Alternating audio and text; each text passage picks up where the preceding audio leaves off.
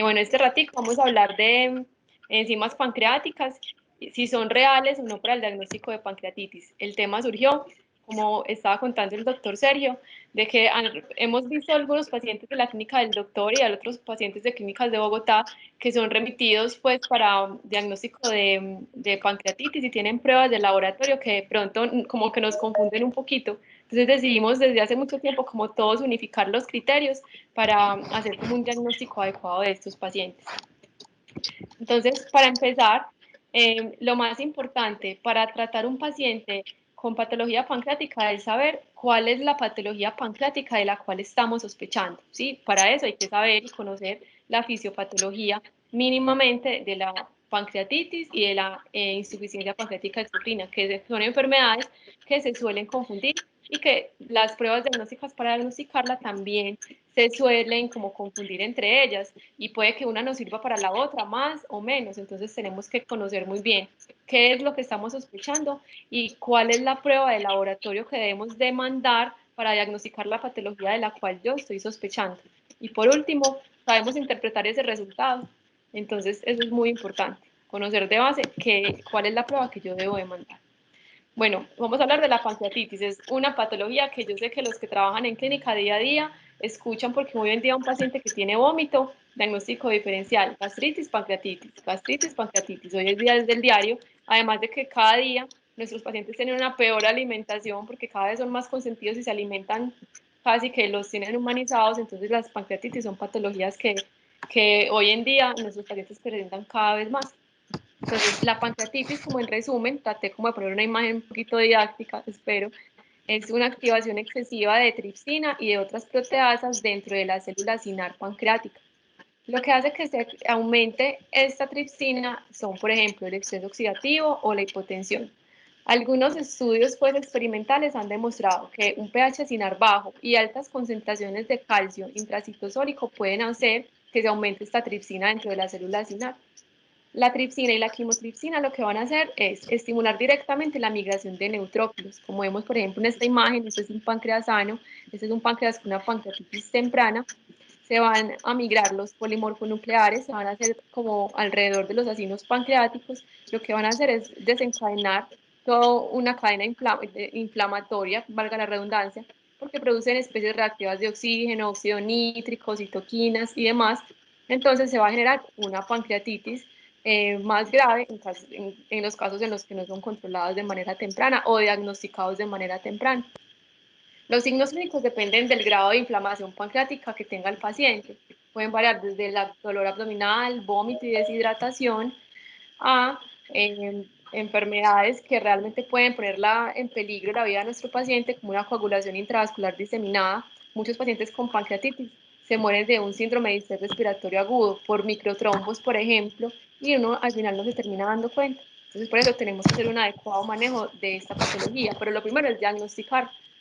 La pancreatitis aguda se considera una afección reversible, a menos que persista el factor desencadenante de la enfermedad. Entonces, por eso debemos de manejar al paciente y a la vez tratar de buscar qué fue lo que le desencadenó la pancreatitis, porque si no se nos va a convertir en un proceso crónico.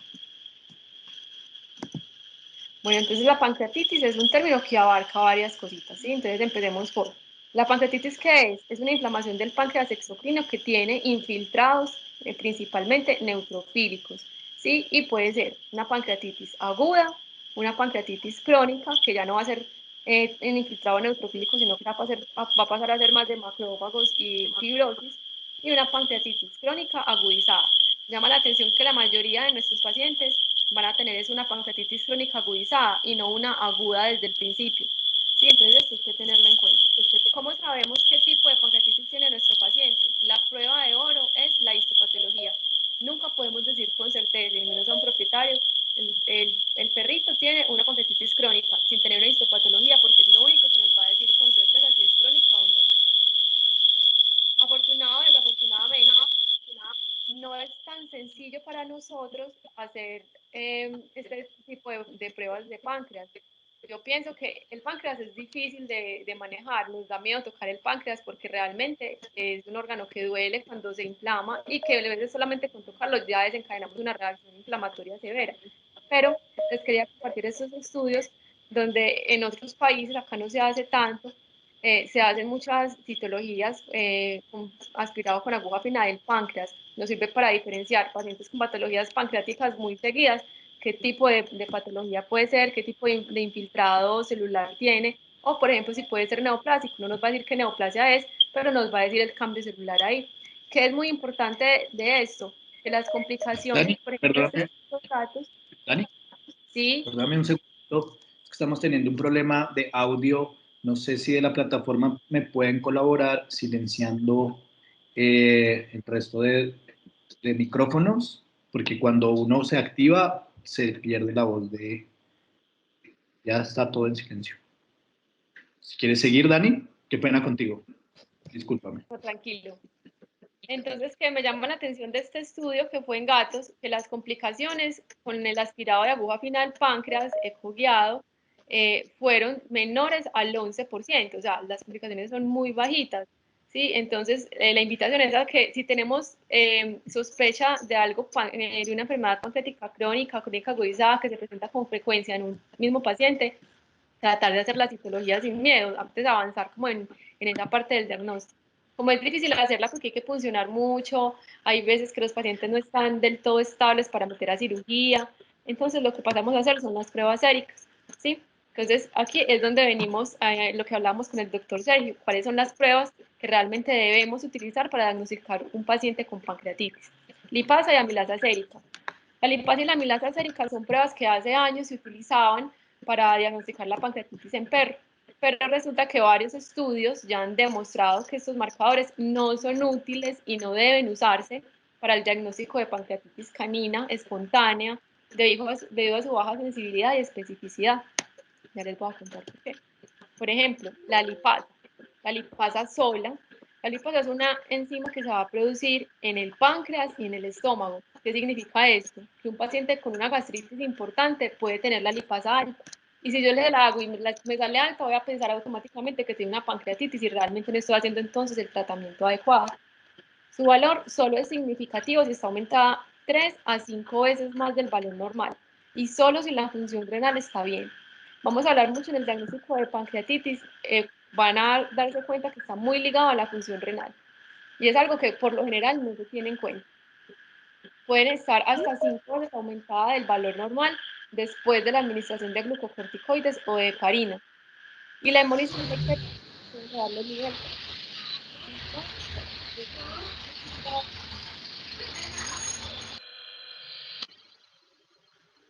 Yo creo que hay como que silenciar algunos micrófonos. Sí,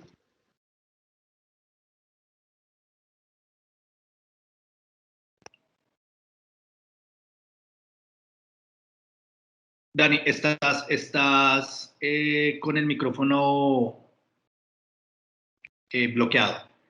Ya. Listo. La amilasa se produce en el hígado, en el intestino, en el páncreas, en obstrucciones de intestino delgado, en abscesos pancreáticos, en neoplasias intestinales y cuando hay administración de corticoides. Se elimina por la orina, por lo tanto, se aumenta cuando hay enfermedad renal. Y la amilasa no aumenta si no está aumentada la lipasa. Por lo tanto, son pruebas que pierden sensibilidad y especificidad, lo que significa que en este momento no deberíamos estar utilizando este tipo de pruebas para diagnosticar un paciente con pancreatitis, que también es importante con eso, que por ejemplo los propietarios, a veces nuestros pacientes, tenemos propietarios que de pronto no tienen la capacidad de ponerle muchos ingresos pues, económicos al paciente, entonces uno le gasta la plata en pruebas que realmente no son diagnósticas.